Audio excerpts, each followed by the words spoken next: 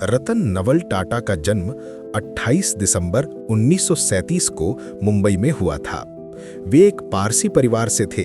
उनके पिता नवल टाटा जब वे 10 वर्ष के थे, उनके माता पिता का तलाक हो गया, जिसके बाद उनका पालन पोषण उनकी दादी नवाज बाई टाटा ने किया।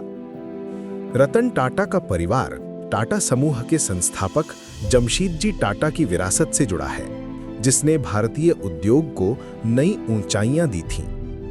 बचपन में ही रतन टाटा के मन में सामाजिक जिम्मेदारी और नेतृत्व का भाव जागृत हुआ, जिसे उन्होंने अपने जीवन भर निभाया। उन्होंने मुंबई के कैथेड्रल और जॉन कॉनन स्कूल प्रारंभिक शिक्षा प्राप्त की। आगे चलकर उन्होंने अमेरिका के कॉर्नेल विश्वविद्यालय से वास्तुकला और संरचनात्मक इंजीनियरिंग की पढ़ाई पूरी की।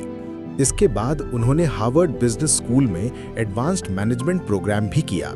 उन्होंने हमेशा शिक्षा को जीवन परिवर्तन का आधार माना और बाद में अपने विश्वविद्यालयों के लिए उदार दान भी दिए।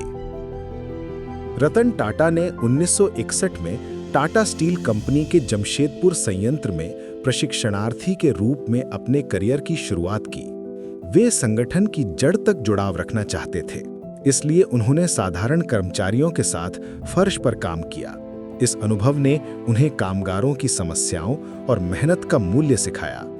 1971 तक उन्हें NELCO का निदेशक बनाया गया, परंतु वैश्विक आर्थिक मंदी के कारण कंपनी नहीं टिक सकी। इसके बाद भी उन्होंने एम्प्रेस मिल्स को पुनर्जीवित करने का जिम्मा लिया, लेकिन संसाधनों की कमी के कारण ये भी बंद हो गई। 1991 में रतन टाटा को टाटा समूह का अध्यक्ष नियुक्त किया गया, जब JRD टाटा ने सेवानिवृत्ति ली।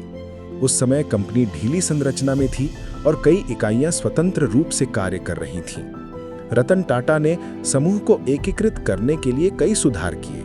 सेवानिवृत्ति आयु निर्धारित की, सभी कंपनियों से मुख्यालय को रिपोर्टिंग अनिवार्य की और समूह को एक ब्रांड एक दृष्टि के सिद्धांत से जोड़ा।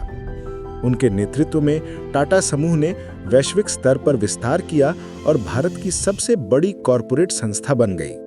रतन टाटा के नेतृत्व में कई ऐतिहासिक सौदे हुए, जैसे 2000 में टाटा टी द्वारा ब्रिटिश कंपनी टेटली की खरीद, 2004 में डेओ कमर्शियल व्हीकल्स, 2007 में कोरस स्टील और 2008 में जैगुआर लैंड रोवर का अधिग्रहण। इन सब ने टाटा समूह को दुनिया के प्रमुख व्यापार समूहों में शामिल कर दिया। वे हमेशा भारतीय मूल्यों और गुणवत्ता पर जोर देते थे और ये सिद्ध किया कि भारतीय कंपनियां भी अंतर्राष्ट्रीय प्रतिस्पर्धा में टिक सकती हैं। वे आम भारतीय के लिए सस्ती कार का सपना देखा और टाटा नैनो प्रोजेक्ट की शुरुआत की। नैनो विश्व की सबसे सस्ती कार थी, जिसका उद्देश्य था कि हर भारतीय परिवार को एक सुरक्षित वाहन मिले।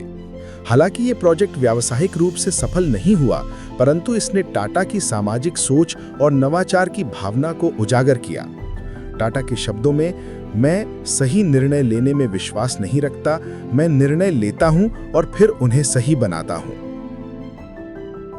व्यवसाय के साथ साथ रतन टाटा एक महान परोपकारी व्यक्ति भी थे।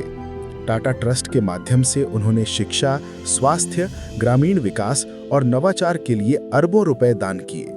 उनके नेतृत्व में टाटा एजुकेशन ट्रस्ट और टाटा ट्रस्ट्स ने भारत के सामाजिक विकास में अभूतपूर्व योगदान दिया। वे 30 से भी अधिक नवोदित कंपनियों और स्टार्टअप्स में निवेशक रहे, जिनमें ओला, पेटीएम और बायजूस जैसी कंपनियां शामिल हैं। वे हमेशा युवाओं को समाज में बदलाव लाने के लिए प्रेरित करते रहे।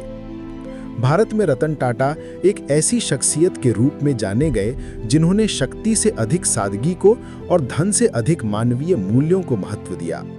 उन्होंने कभी विवाह नहीं किया, अपनी जिंदगी पूरी तरह अपने कार्य और समाज के नाम कर दी। 9 अक्टूबर 2024 को लंबी बीमारी के बाद रतन टाटा का 86 वर्ष की आयु में निधन हो गया। उनके निधन से न केवल भारत बल्कि समूचा विश्व गमगीन हुआ।